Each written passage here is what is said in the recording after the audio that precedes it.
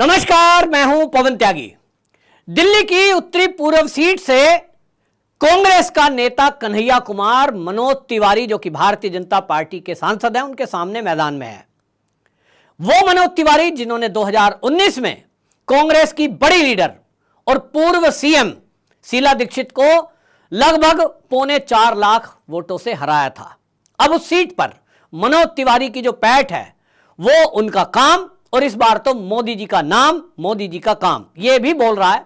और पूरे देश के अंदर जिस तरह की चर्चा है कि 400 पार भारतीय जनता पार्टी का लक्ष्य वो प्राप्त कर लेगी, इसमें दिल्ली में जो ये उत्तर पूर्वी सीट है इसका बड़ा रोल होने वाला है, क्योंकि यहां अधिकतम संख्या में बिहार के और उत्तर प्रदेश के लोग रहते हैं। अब इसी बात को ध्यान में रखते हुए कांग्रेस ने यहां से कन्हैया कुमार को उतार दिया।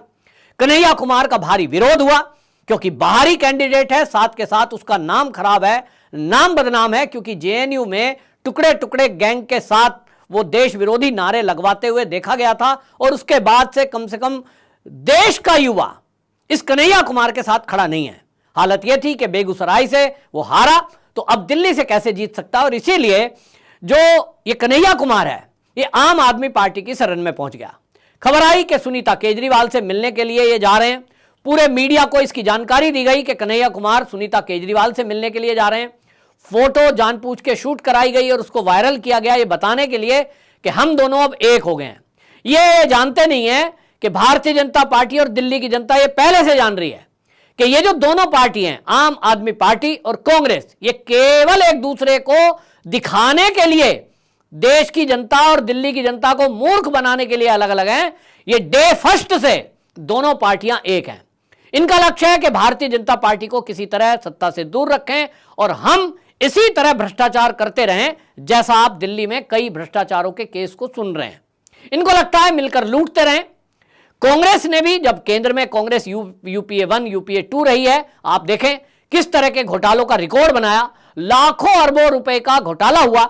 इसी तरह आम आदमी पार्टी की सरकार जब से आई है, केवल और केवल झूठे प्रचार के सहारे ये आगे बढ़ती गई। मीडिया को खरीद लिया, ऐसा कहा जाता है। और मीडिया को खरीद कर आप देखिए, वो मीडिया दिल्ली में जिनके हेडक्वार्टर हैं वो ये सवाल नहीं कर रहे हैं कि भाई आप शिक्षा नीति की बात करते हैं, हर भाषण में इनके यही मिलेगा आपको कि हमने देश के अंदर बहुत बेहतरीन शिक्षा व्यवस्था दी, दिल्ली में हमने वर्ल्ड क्लास स्कूल बनाए। अब वो वर्ल्ड क्लास की पोल हाईकोर्ट खोल रहा है, जहां ये पता लग रहा है कि एक क्लास में 155 बच्चे बैठे हैं, और वो बैठे नहीं है, फर्श पे बैठे हैं, क्योंकि बैठने के लिए डेस्क नहीं है, छत पे लेंटर नहीं है, पढ़ने के लिए किताब नहीं है, यहां तक कि स्कॉलरशिप दी जाती है उसके लिए खाते नहीं खुले हैं। बड़ा घोटाला, क्लासरूम का बुरा हाल, और ये कहते हैं वर्ल्ड क्लास। केवल मीडिया में विज्ञापन देकर, करोड़ों करोड़ों रुपए का एड देकर ये उनके मुंह बंद कर देते हैं। अब कन्हैया कुमार को यह समझ में आ गया कि यहां दाल गलनी नहीं है। और कांग्रेस में जिस तरह से कन्हैया कुमार का विरोध हुआ, अरविंदर सिंह लवली जो कि प्रदेश के अध्यक्ष है कांग्रेस के, उन्होंने इस्तीफा दे दिया। उसके साथ 2 पूर्व विधायक जो है कांग्रेस के, उन्होंने इस्तीफा दे दिया। तो कांग्रेस के अंदर बहुत भारी विरोध है। अब इनको लग रहा है कि भाई कांग्रेस में तो वोट देगा नहीं कोई इनको। मैसेज पूरा चला गया है, पूरा एक मैसेज दिल्ली में चला गया कि दिल्ली की कांग्रेस प्रदेश की वो इस कन्हैया कुमार के साथ नहीं है। तब कन्हैया कुमार के सामने रास्ता क्या बचा है? एक रास्ता तो यह है कि वो कांग्रेस छोड़ दें और आम आदमी पार्टी में चले जाएं। तो ये भी खबरें आई, और मेरे पास तो मेरे एक पत्रकार मित्र हैं दिल्ली में, आम आदमी पार्टी को कवरेज करते हैं, उन्होंने कहा है कि भाई ये आम आदमी पार्टी ज्वाइन कर सकता है। अब चुनाव चल रहा है, इस बीच में क्या होगा, नॉमिनेशन फाइल होने, इस बीच में क्या होगा, तो वो बोलते हैं कुछ भी हो सकता है। क्योंकि जो विचारधारा की अगर बात करें तो कन्हैया कुमार की वामपंथी विचारधारा है, केजरीवाल की विचारधारा की बात करें और आम आदमी पार्टी की विचारधारा की बात करें तो यह भी वामपंथी विचारधारा है। ऊपर से दिखाने के लिए कुछ और है, और अंदर से अगर आप देखेंगे पूरा मैकेनिज्म आम आदमी पार्टी का वो वामपंथी है। ये वामपंथी दलों का गुट जुटा था। अन्ना हजारे का इन्होंने दुरुपयोग किया, दिल्ली की और देश की जनता को मूर्ख बनाया कि भ्रष्टाचार के विरुद्ध हम आए हैं, हम कांग्रेस के विरुद्ध लड़ने आए। कांग्रेस के विरुद्ध लड़ने के नाम पर और भ्रष्टाचार के विरुद्ध लड़ने के नाम पर देश के जो ईमानदार लोग हैं, राष्ट्रभक्त लोग हैं, वो इनके साथ खड़े हो गए और एक संगठन बना दिया पहले तो कहा राजनीति नहीं करेंगे, तो राजनीति कर दी। फिर कहते थे हम वीवीआईपी कल्चर नहीं लेंगे, तो 2-2 राज्यों की सिक्योरिटी और 20 गाड़ियों का काफिला, और आज करोड़ों अरबों रुपए का जो शीश महल कहा जाता है, सीएम हाउस, ये सब कल्चर दिखा रहा है कि हाथी के दांत दिखाने के कुछ और थे और खाने के कुछ और होते ही हैं। तो निश्चित रूप से अब इनका मामला जब फूट गया भांडा, तो अब ये खुलकर सामने आ गए कि भैया हम तो वामपंथी हैं और हम सब एक हैं।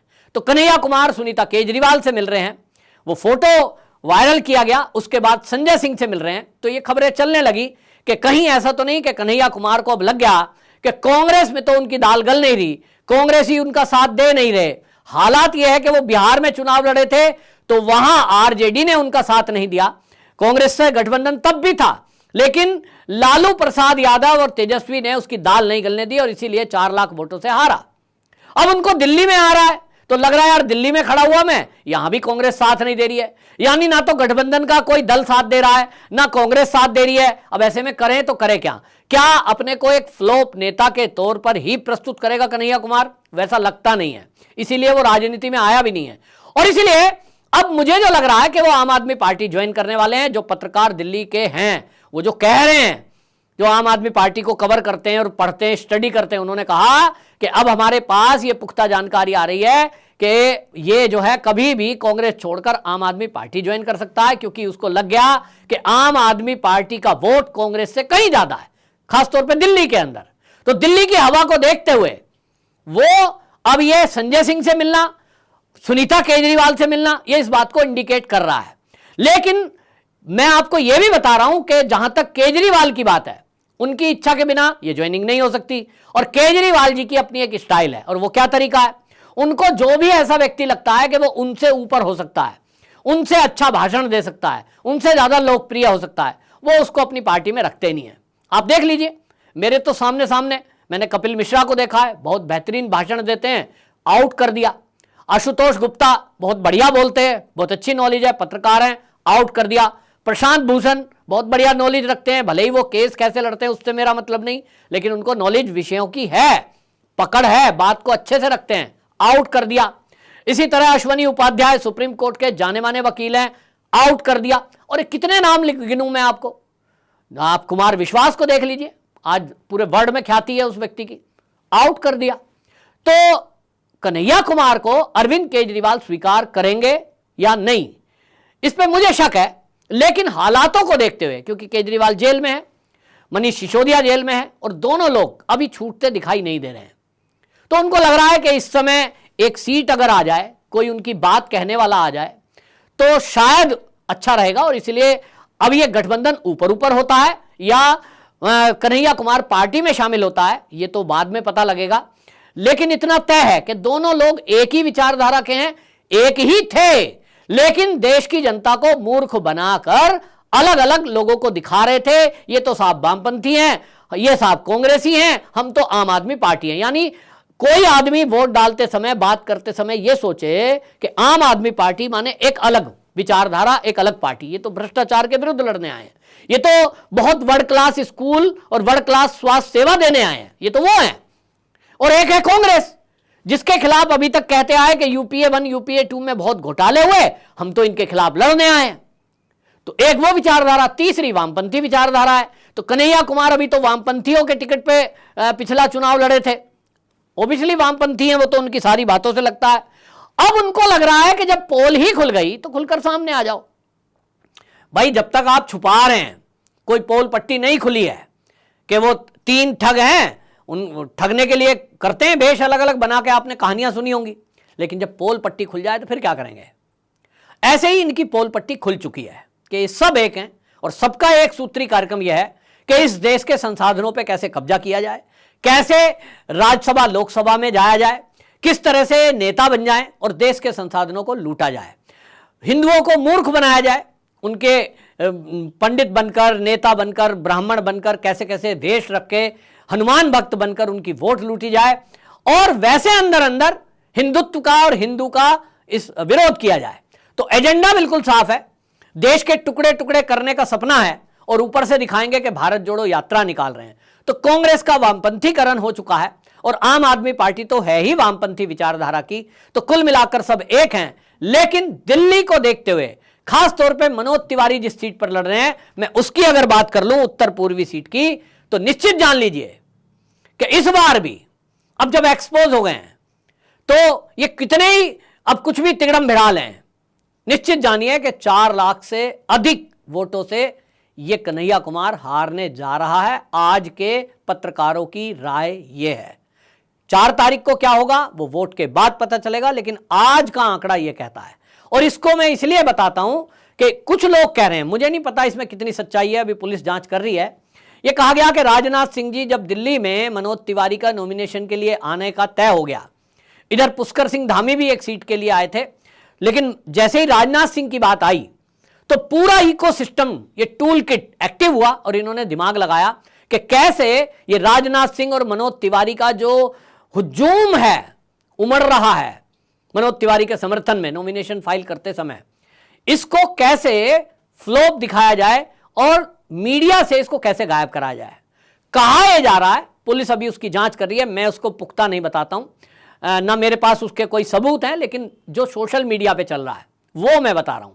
वो ये चल रहा है कि ये कहीं ना कहीं वामपंथी टूल किट का ही एक हिस्सा था कि दिल्ली में स्कूलों के अंदर बम होने की अफवाह फैला दी गई और इस बात से पूरा मीडिया, ब्रेकिंग न्यूज, उसी समय जिस समय exact Manoj Tiwari nomination file करने देश के रक्षा मंत्री राजनाथ सिंह के साथ जा रहे थे, एक तरफ वो काफिला चल रहा था तो लाइव टेलीकास्ट होना था वो, लेकिन हो क्या रहा था, स्कूलों में बम, अब पुलिस की बाइट, अब ये, और पूरा मीडिया हाइक उधर को चला गया।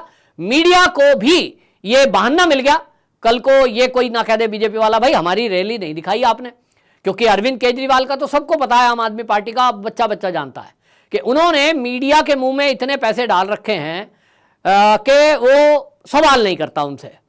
तो भाई ये भी एक तरीका है कि आप कोई बहाना दे दीजिए उस मीडिया को तो वो बीजेपी को कवर नहीं करेंगे, नहीं दिखाएंगे। इसके अलावा आप देखेंगे बाकी जब आम आदमी पार्टी के कार्यकर्ता, या आप सुनीता केजरीवाल को देख लीजिए, उनके पास कोई पोस्ट नहीं है आम आदमी पार्टी की, और उनका जब जुलूस निकलता है, वो जो रोड शो करती हैं, आप देखेंगे लाइव चलता है, सारे चैनल उसी पे चर्चा करते हैं कि आज देखिए ऐसा हुआ, ऐसा बोला, ये बोला, घंटों। तो ये दिखाता है कि कहीं ना कहीं षड्यंत्र किए जा रहे हैं। लेकिन आप कितने भी षड्यंत्र कर लो, यदि उस परमात्मा ने लिखा हुआ है कि देश के प्रधानमंत्री के रूप में तीसरी बार भी मोदी ही आएंगे, तो ये कुछ भी ताकत लगा लें, इसको रोक नहीं सकते। देश की जनता ने तय कर लिया है कि इस बार फिर से मोदी सरकार 400 के पार। आपकी क्या राय है, कमेंट बॉक्स में जरूर बताएं। वंदे मातरम।